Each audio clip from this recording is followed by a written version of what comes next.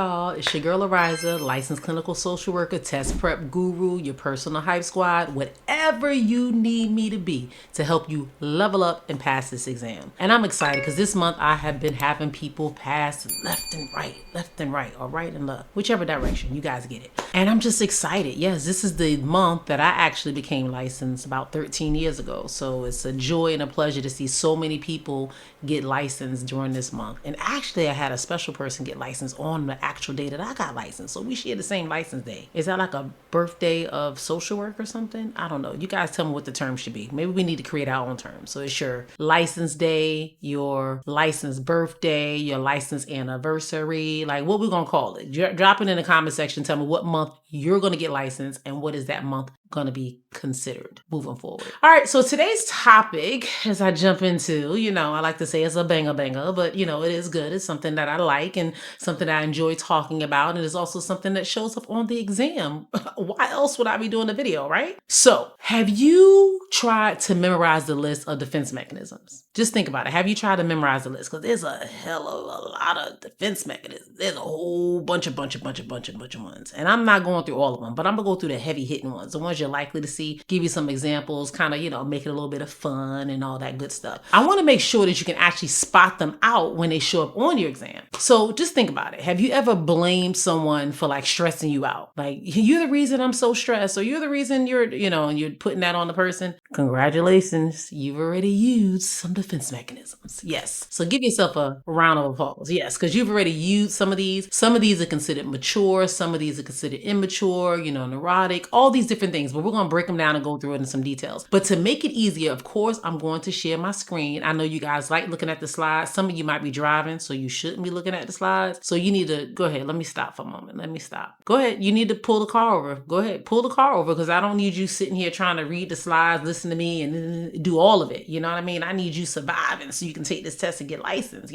So anyways, I'm going to share my screen. And most importantly, I got the cheat sheets. But I'll be honest, don't be putting in the comment section, cheat sheet, because I'm only giving the cheat sheets to my YouTube community. I made that clear in a few videos. When I do some cheat sheets, those that are a member of the actual channel. Yes, there's not a lot of things that I can do special for those that join the membership, because they really help this channel grow. They really help the channel thrive. They really help me be able to, afford my editor so I can get these videos flowing to you a lot quicker, because, you guys in the big free community keeping your girl busy. So for those that are in the YouTube community that pay that, I believe it's like $9.99 a month to be a part of that, you do get the exclusive drive filled with all the cheat sheets. So this is one that's going to be dropped in there. So hold your horses. It will be dropped in there. You can send me a note and remind me, but I promise you it's going to be dropped in there because I have it being worked on right now. Yes, so we're going to have some cheat sheets in there. I have some other ones I'm going to throw in there. I've been throwing some free training, some trainings that I don't even provide to my coaching clients up in there. I did one on strategy and confidence building that I did for my private tutoring students before they test, and I actually put that in the membership only vault. So it's not a video located for everyone in the YouTube channel, but you can actually see that. And I also did one breaking down the DSM-5. So if you're struggling with those diagnoses, just join it for a month. I mean, just 1 month. Just don't go buy your pumpkin maca latte or whatever you call it from your favorite place to get your drink during the summertime.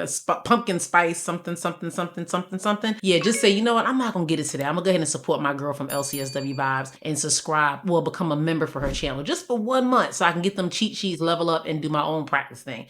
That's an option. It is what it is. All right, but without further ado, I'm going to go ahead and share my screen, and we're going to jump into some of these defense mechanisms. And at the end of it, put in the comment section your favorite defense mechanisms, because I'm sure everybody got a favorite one. You got one that you use more than others. And, some of us can be a little, petty at times, and we might use a lot more than what we should. So right now, we're going to talk about defense mechanisms, how to spot them out when you see them. Let's see. I'm sharing my screen. All right. Hopefully you guys can see me because I'm looking at the screen, and that's what I'm going to be directing my attention to, but your girl is still here. So moving on, defense mechanisms, how to decode them and see them on the ASWB exam. All right, so let's talk first about what are defense mechanisms. So these are those unconscious strategies our ego uses to protect us from anxiety, from guilt, and unacceptable thoughts. So when you have a thought in your mind and you know it's not appropriate, or you're like, oh my God, why did I think that? Oh, that was horrible. Sometimes those are defense mechanisms. It's something that you're thinking, but it's normally, sometimes it can be an unacceptable thought. Sometimes it can be a result of some anxiety that you're experiencing, or maybe guilt about something. So keep that in mind as we go through these and see if you recognize which defense mechanism you use or which one are likely seen on the exam and how you can tackle it when you see it. All right, so we're going to talk about the different levels. First and foremost, we got the primitive. We're going to call these the childish ones. These are the impulsive, childlike ones. This is like denial, like, oh no, I didn't do it. No, you did it. Projection, like, you're mad, but I'm the one that's mad. So these are the ones that can be considered childish, or should we say petty. Those are the primitive ones. Then you got the neurotic. Those are the ones that are common. Those are the ones that we use every single day. But they're normally protecting us from something. So like displacement, we're frustrated at work, we're angry, we're mad because we're trying to pass this test, we haven't passed it yet, and we're kind of displacing those feelings and emotions and we're putting it onto someone else. We're upset with something that's going on with us and we put it onto someone else. That is displacement. And rationalization is another one. We're kind of like, well, maybe if I would have studied a little bit more, or maybe if I would have went ahead and purchased that program or that course when I did the one-to-one with Ariza, I probably would have been, So those are some rationalizations. That's just some ways that you're kind of rationalizing in your head why something didn't get accomplished or why something didn't take place or whatever it is. Those are considered neurotic. So those are pretty much, neutral. Not going to say they're childish, not going to say they're mature, but they're right there up in the middle. We're going to say neurotic for neutral, normal. We keep the end game there so you guys can kind of recognize it. And then you have the mature type. These are the ones that are adaptive, socially acceptable. So sublimation, which is one of my favorite ones. We'll go into that later, so I'm not going to start now. Humor. A lot of times we use humor. That is a mature way of doing something to make things socially acceptable. So these are some things that we use that are considered mature and are very likely used. Whenever you think of a defense mechanism, they're automatic, they're protective, and they pop up in life, on the exam, and everywhere. They're just something that is highly utilized, but people don't typically walk around and say, girl, you're using that defense mechanism thing, or that's the defense mechanism thing. They don't normally point the finger and call it out and say that's what you're doing, but typically that is what you're doing. It's a way that you're engaging or interacting with people, and that is pretty much what defense mechanisms are. All right, so let's keep these slides moving so you guys can take in your notes though. Make sure you got your little, little sticky and your little notepad and stuff and take notes, because now we can really go into them. So let's talk about denial. Basically, this is refusing to accept reality. Sometimes it's because it is painful. So a lot of times when we see denial, we see it in DABDA, the death and dying stages. We see that people typically go through denial when they lose a loved one, or maybe they lose a job. Think about it. Let's bring it closer to home. A lot of these things I'm going to bring closer to home because I want you to really feel it so you can recognize it and understand it. Many of the people who I work with and many people in my community, maybe you even watching this video, are repeat test takers. So think about when it comes to denial. Automatically, when you're taking the test and you see the screen pop up and it says that you didn't pass, a lot of times people in denial, they refuse to believe that that is correct. They're like, something ain't right. I studied, I prepared, I effing BM'd it. Like, I don't know what the heck, something ain't right. So that is considered denial, not accepting the reality because it's painful and it's hurting you in the moment and you're just unable to accept it. So in an exam, if you see the words like refuses, insists, avoids reality, these are things that's leading you towards knowing that the person is using the denial defense mechanism. So that is how you have to think of it. An example, a man diagnosed with cancer. He insisted that the test results are wrong. No, this can't be it. I need a second opinion. This is wrong. Maybe they need to go back and redo it. These are all examples of someone being in denial. Nope, not today. It is reality. That is what you need to remind yourself. This is pretty much someone's reality, but they're unable to accept it at the time because what? Yes, it's hurtful. It's hella hurtful. And because of that, they don't want to experience it or feel what they're feeling.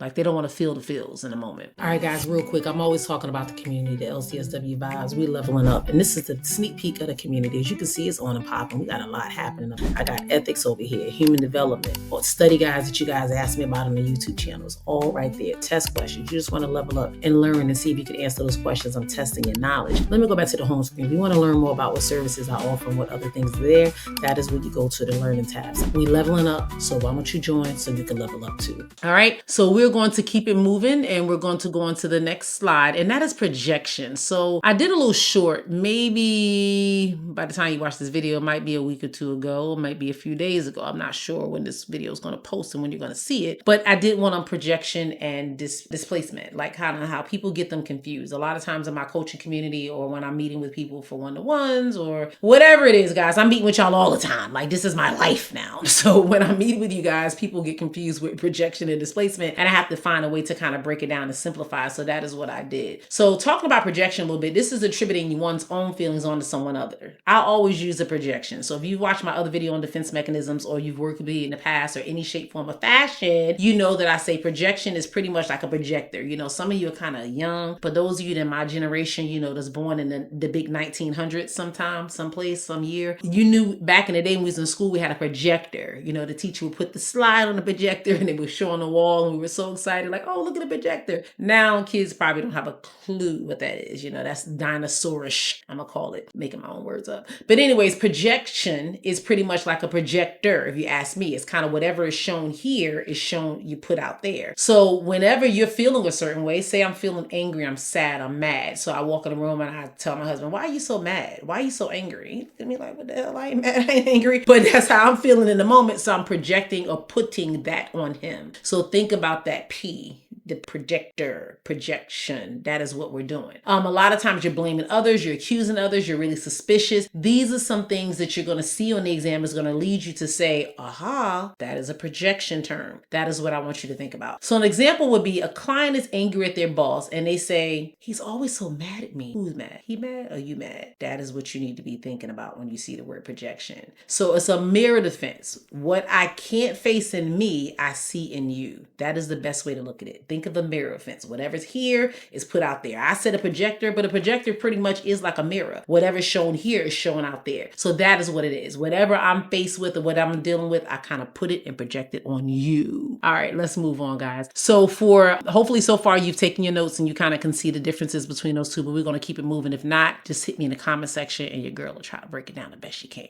All right. Displacement. This is redirecting those emotions from something that is threatening, well, a threatening target, to something that is a safer one. The one we always get is after being reprimanded at work, a client yells at their child. So I like to use puppy, people use children, whatever it is, they are a less threatening target. So you are upset with the threatening target. Say it's your boss, say it's someone you work with, say it's someone of a higher authority that is in control or has some say-so about your well-being, your life, your role, or whatever it is. And they do something or say something to you, and as they redirect it to you, you put it onto you take out your frustration on someone that is a little less threatening. So that's why I said a puppy or a child. So you go to work, your boss yells at you, you go home, you kick the dog. Hopefully you're not really kicking the puppies. You know, I love the puppies. I don't have mine in here right now, but you know, I love the puppies, so don't kick the puppies. But you know, that's pretty much what it means. You take it out on something, a safer outlet. That's supposed to be a T right there. That's outlet. All right, so an example is here on the screen, but think about it now. Take a break and just think about it for a moment. When have you used displacement, or when have you seen displacement show up on the exam? I'm sure you have, but think about it. So just know that it's anger rerouted to avoid the consequences. So like if I was to yell or to scream at my boss, what could happen? If you were to yell or scream at your boss, what are some things that can happen? You could potentially lose your job. You can be reprimanded. You can be written up. So there are some consequences for your action if you take it out on someone else that is in like an authority figure or that has some kind of control or something over you. So that is definitely something you want to keep in mind and think about. All right, so moving on, we've done displacement, we've done projection, you know, we've done a few of them. So I want you to kind of make sure you're taking notes so you can remember the ones we went over. All right, so let's talk about that good old rationalization. Rationalize. Yes, that is making excuses to justify bad behavior. So there's so many examples. A student cheats and says, it's no big deal, everyone does it. They're rationalizing it. You know, yeah, people do cheat, but is that the right thing to do? Is that something you should do? So you're trying to justify a bad behavior or feeling. So you go to some college students, you call your kid up at school and you're like, hey, what you been doing? It's like, oh, you know, I went out, I had one too many drinks, but you know, everybody drinks in college. So does that make it right? I don't want to hear that. That is rationalization, you know? So definitely make sure that you're able to understand these terms, because when you see it on exam, you're going to see because everyone does it. You're going to see it as excuses. You're going to see because. These are some things you're going to see that's going to say, aha, that person is rationalizing. Hopefully that makes sense to you. You're able to get it. So just think about it. This is pretty much spinning bad choices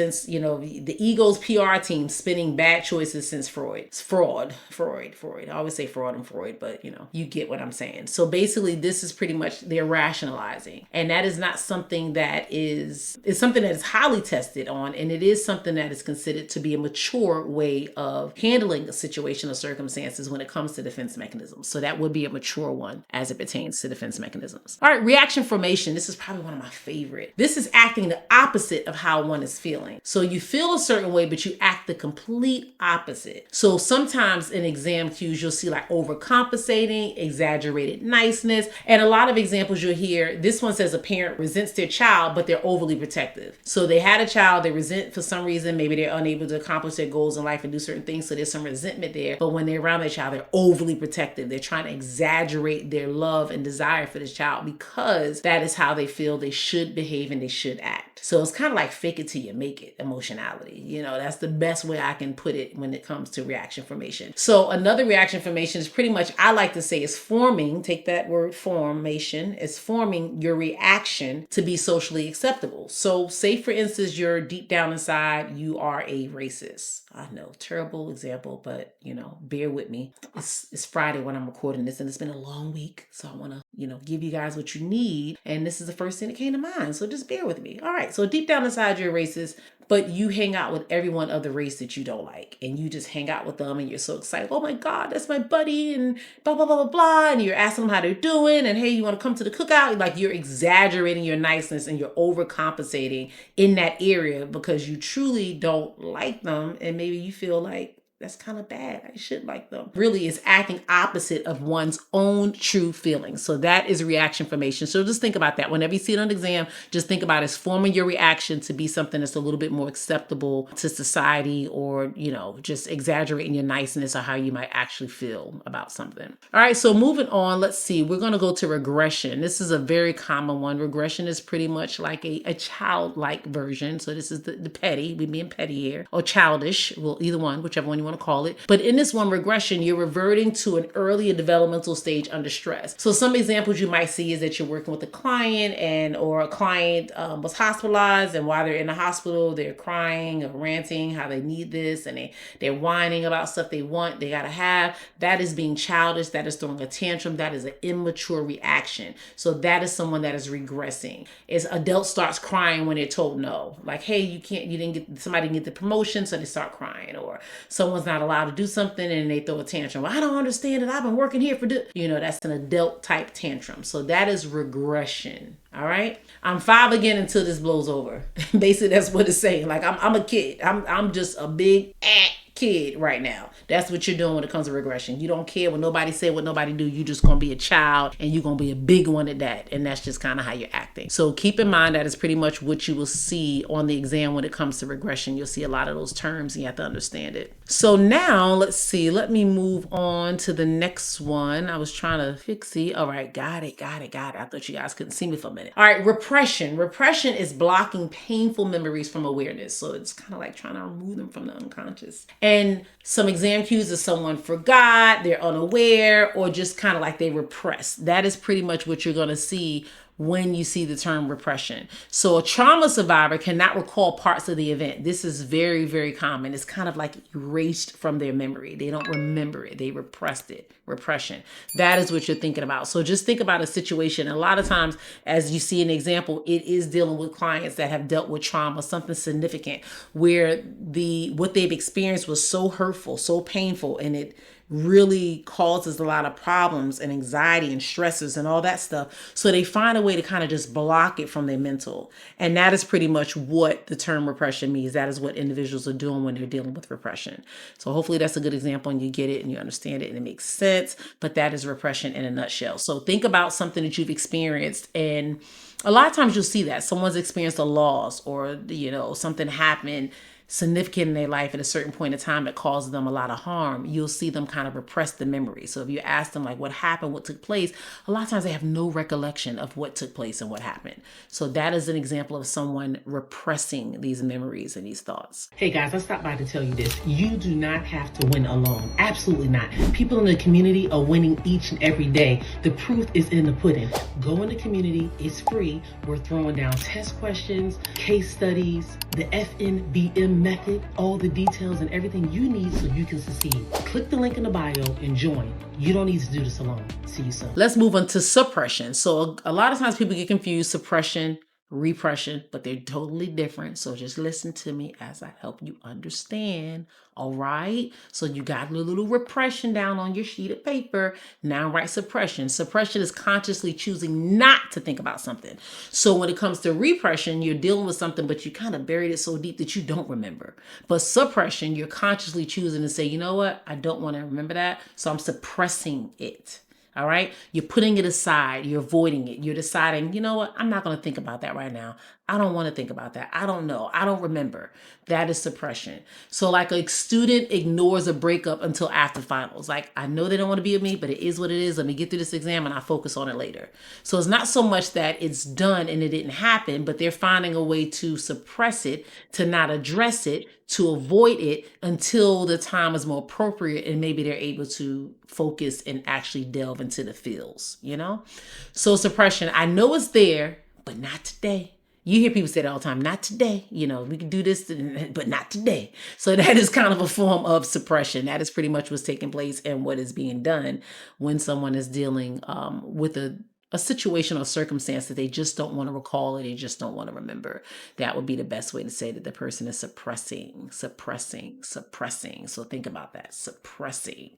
All right. So let's keep it moving, guys. You're doing an amazing job. I just want to give you a pat on the back because I know now at the end of this video, you're going to remember all of these and then you're going to be like, cheat sheet. We're going to have all the stuff on there just right for you to see it. All right. So moving on to the next one, sublimation. I know I said reaction formation was one of my favorite, but sublimation is probably one of my favorite as well. And people get confused with displacement and projection, but sublimation and reaction formation can, you know, those are another two that can be very similar. And you have to know how to apply it and how to do. So make sure you pay attention. All right. Sublimation. This is channeling impulses into positive, productive outlets. So the way I look at it is sub. I take that word, you know, it's always a root word or something that will help you so much. Ooh, I can't explain it enough. If you're studying, you're taking the exam, take the root word from it. Sublimation. So sub, think of substitute, sublimation, like it just helps you remember what that term means and what is it saying. So an exam cue would be redirected energy, creative or professional outlet because you're substituting something. So an example would be someone with anger issues becomes a boxer. Boom, boom. Ooh, you ain't know how to moves, right? So anyway, somebody with anger issue becomes a boxer. They're getting that aggression out, but in a socially acceptable way. They're substituting that negative behavior with something that's positive and more likely to be beneficial and helpful long run. So it could be the same thing. It can become boxing. They could do, just think of a behavior that you have that is not as positive and you're substituting it for something positive. You know, so these are the things that you'll see. There's a lot of examples that come up with sublimation, but normally it is dealing with like anger, aggression, things of that nature, and you're finding a way. So maybe it doesn't say football. I mean, maybe it doesn't say boxing or firefighter, but it says football. So that is another way somebody has some anger issues or some things they're dealing with, and they find a socially acceptable, productive way to release those frustration and actions. All right. So this is one of Freud's favorite, turning rage into revenue. I like that, rage into revenue. That's a cute one. All right. So definitely when you're looking through these examples and you see all of these defense mechanisms, just try to apply them. So take a defense mechanism quiz. I got quite a few of them. If you are in my coaching community or you are in my, let me back up, because it's about almost 2,000 y'all in the coaching community. So I'm not going to say that correctly. If you are in my YouTube community, and that means you pay a monthly subscription and I'm giving you the cheat sheet. If you would like a quiz to go along with it, make sure you comment quiz, and I throw the quiz up in the members portal because I know I'll get attacked in my community and they'll start DMing me left and right. I want that quiz. But you already know that if you did the boot camp with me or you did the course, I got you on the quiz. Just send me a DM. I can do that as well. All right. The more the merrier. I'm just trying to help you guys all pass. But remember, there's levels to this thing. You know, it's a lot of information that we pour into this, a lot of things my coaches do, my assistant, like we're just constantly working around the map to make sure we're able to help you. So I have to be able to afford them and be able to do the things to be able to help you guys out. So that's my token of appreciation for those that did some type of a support for the channel or support for the community programs or something along those lines. All right, let me stay on track. All right, intellectualization. This is basically using reasoning to avoid emotional pain. I know it says emotional pie, but it's pain. All right, so an example cue here would be overanalyzing, detached, objective tone. Those are some of the things you want to see when you hear intellectualization. So another one that people kind of get confused when it comes to intellectualization is what? You got it. Rationalization. That is another kind of mature defense mechanism that people kind of get confused. But with intellectualization, you're basically overanalyzing. You know, you're really objective in how you're given something. So like after a breakup, someone's studying like attachment theory. Instead of crying and dealing with the feels, they're studying information to real intellectualize why maybe the relationship didn't work and what was their attachment style and that person's attachment style and how they could, you know, you get it? So this one is head over heart. You know, so basically their mind is not allowing them to feel. So they're intellectualizing, using that brain of theirs to kind of process and go through all the things they're dealing with. That is intellectualization, guys. All right, so we made it to the end of this presentation. I appreciate you guys for staying with your girl. Yes, you did. You stuck with me. Yes, we're about 30 minutes in and you, So here goes the bonus mentions. Undoing. That is trying to cancel a thought or an act. So that's like excessive apologies. Like, oh my God, I'm so sorry. I didn't mean to do that. I'm so sorry. This video is so long and I meant to cut it off. And I'm just trying to give you the information. I'm trying to undo something that I did. I'm trying to cancel it out by being excessive in my approach. But I'm not sorry this video is long because I'm really trying to help you guys out. And I don't think it's long. But anyways, that was just an example. Identification. That is adopting traits of someone you admire or fear. This one is hella cool because you see it all the time in children. It's like, oh my God, I want to be like my mommy. And the little girl's walking around with her heels and walking around with her purse. And she's walking around the house like, oh girl, I'm the bomb. That is identification. She's identifying with someone that she's admired. And sometimes it can be feared, but we're going to say more admired in this area. And that is adopting some of their traits and characteristics. So those can be done interchangeably. Just think about identifying identity that they see of someone else. All right, compensation. That is excelling in one area to make up for weakness in another area. These are very common. You're likely to see these ones. A lot of times people compensate. So for instance, you are doing extremely well at work and you're going over the top because you're like, look, they need me to pass this test. I haven't passed the test yet. I know I need to. I don't want them to fire me. So you're just doing the most. You're like the first one there. Here goes coffee, boss. I'm here. I'm going to do the team meeting. I'm going to do this and do that. And you're like doing the absolute most because you're trying to overcompensate in that area because you know you don't want them to look at you in the other area like, look, you need to get the damn license. So that might be something that you do. That's just an example, just for humor, guys. I apologize if this, stung a little bit, but I'm just trying to get you guys to see how you can apply it or how you actually might be utilizing these defense mechanisms in your everyday life and just not be aware of it, Are you studying for the LCSW or LMSW exam? Don't waste time on the wrong prep. Try my test prep program for free with a full module that gives you the real strategies, the real practice, and real results. Plus, you get access to my exclusive test prep community where you'll find support, study material, and accountability. No risk, no stress, just results. Click the link in the bio so you can get ready to win with the winning team. All right, so I hope you were able to spot it like it will be on the exam. If a client blames her therapist for being upset, projection. If a teen is angry at the mom, kicks the dog, displacement. If I fail because my teacher hates me, rationalization. There's nothing wrong with me. There's nothing wrong with me. That is denial, baby. And there's something wrong. All right, so anyways, I want you to think about all these things, how they show up on the exam, how they might help you out. This is that fancy cheat sheet. Booyah! What I told you guys, I got you. So this cheat sheet is going to give you all the sauce, all the information. Now, when you get the cheat sheet, it's going to be a little bit more fancy than that, than this, not than that, than this. And when you get it, as you can see this one right here, I'm going to go ahead and see if I can scroll down a little bit. See, it's so many of them. See, it's a lot. All right.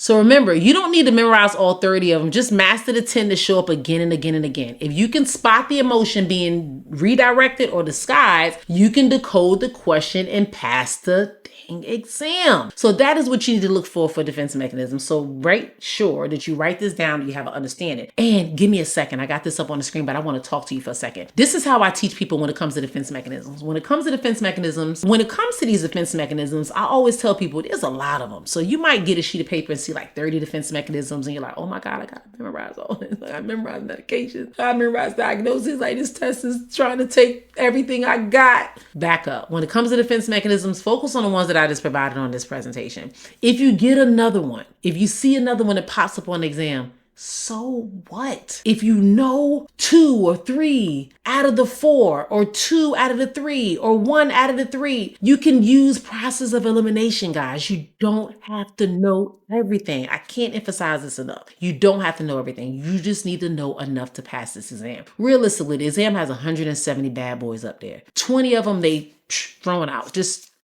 thrown out. You ain't even got to worry about it. So it's 150 questions. You only get scored and you only get graded on what you complete. So go in there and tell yourself, you know what? It's 150 questions. I got to get these right. Get your little sticky. That's what I do when I took the test eons ago. I had a little mark. And every time I thought I missed one, I just put a little check mark. Thought I missed one. Put a little check mark. When I got to 20, I was like, girl, you better slow down because you only got 20 more to miss. And if you miss more than 20, your ass ain't passing. So you need to focus. That's what I told myself. You tell yourself what you want. But I knew that I had to keep on target, not to second guess and not to change my answers. The first time I took the exam and I missed it by 1 point, I changed my answers quite a bit. And yes, I could have changed some right to wrong and some wrong to right. We'll never know. But the point is I changed my answers. And when I changed my answers, that let me know that I wasn't ready yet. I wasn't ready to get that big L at that time because I was second guessing myself. I wasn't 100% certain, because if you pick a thing, that's because you know a thing. And if you go back and change a thing, that's because you're uncertain about a thing.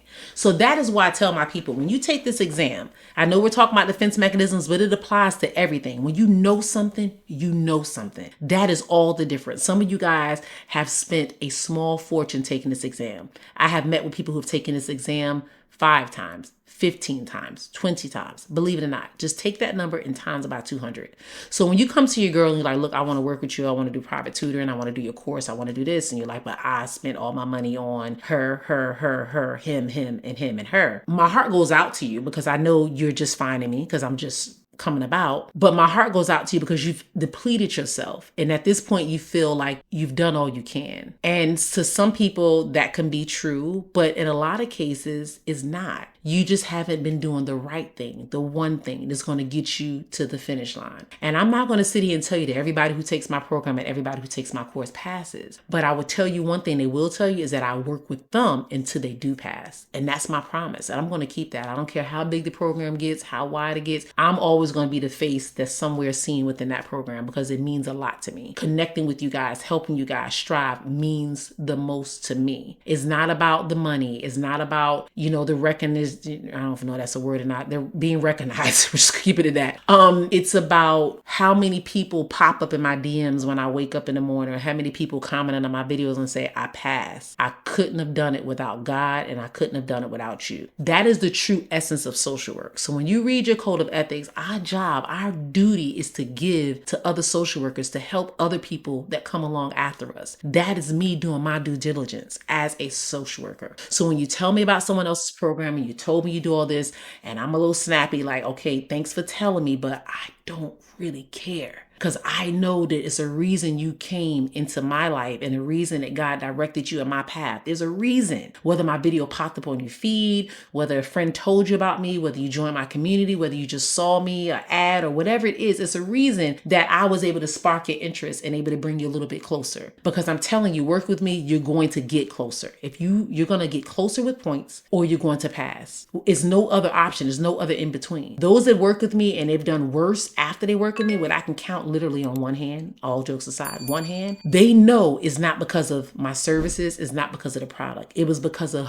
what they did when they showed up in that exam, whether they followed to the T what it is. And the one thing I would say here, no pun intended, and I know some of y'all gonna get me for this comment, but your girl gotta keep it real. I have noticed over the last 10 years, especially this last year, because my channel just hit a year in October. Social workers are some of the most hard-headed people in the world. Like literally, I never thought about it. I mean, I know I can be hard-headed. I know that. But working with a lot of other people who are hard-headed is just amazing to me. Like we do what we want to do. Like we help everybody else. We tell everybody else what they need to do, how they need to accomplish it, how they need to get their life right, what they need to do to get right. But we don't follow none of that damn advice. You can sit there right now, you who stayed and watched this to the end of the video, and ask yourself, do I preach? Do I follow what I preach? Do I follow what I teach? Ask yourself that, because you can't ask people to do a thing and you're not willing to do it. And that is the problem there. If you're not willing to stay up late at night and study, if you're not willing to go the extra mile, if you're not willing to fast, if you're not willing to not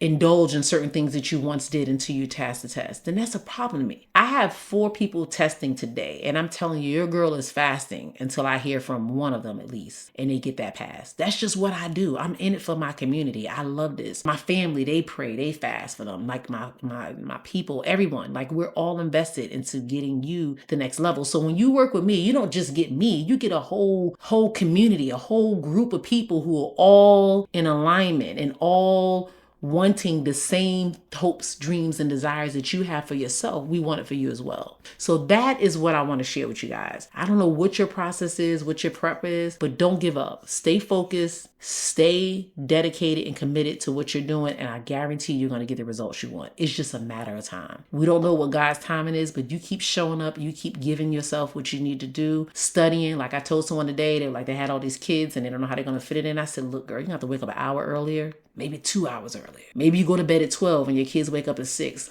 I'm sorry, 12 to 4 just might have to be your new routine until you pass. You know, you gotta figure it out. You know, when I took this exam, my kids were not even 2 and 7 and 8. So I had 3 kids under 10. Like I was struggling. I was like, oh my God. I think my husband was deployed for a period of time. Like it was just so much going on. But I didn't give up because I knew what the end game was going to look like. I knew what the blessings were going to be when it was all said and done. So like I tell people in my boot camp, get your little sticky pad. I'm not going to share my screen and turn around with all my vision boards and a picture of my grandma and a picture of my 5-year-old self that keep me motivated and keep me when I want to know my why. When you guys are DMing me and messaging me and messaging me and messaging me and asking me the same question that I said 10 times in 6 different posts, and the frustration is all the way up here and I'm ready to explode and just say the hell with it. They figure out that test on their own. Because I have those moments. I have those days. I'm just being transparent with you. But I look and I remember my why. And that's what I need you to do. You're getting ready to take this test. You're in your journey. You might have taken this test a million times. I don't know. Maybe it's your first time taking it. But I need you to get a sheet of paper or a pen and I need you to write down your why. So when times get rough and times get bleak and you're just like, I just can't do it anymore, or you're overwhelmed, or you didn't get what you thought you were going to get, write down your why. That's going to keep you motivated and that's going to keep you in the game to go. I have my why all in front of me.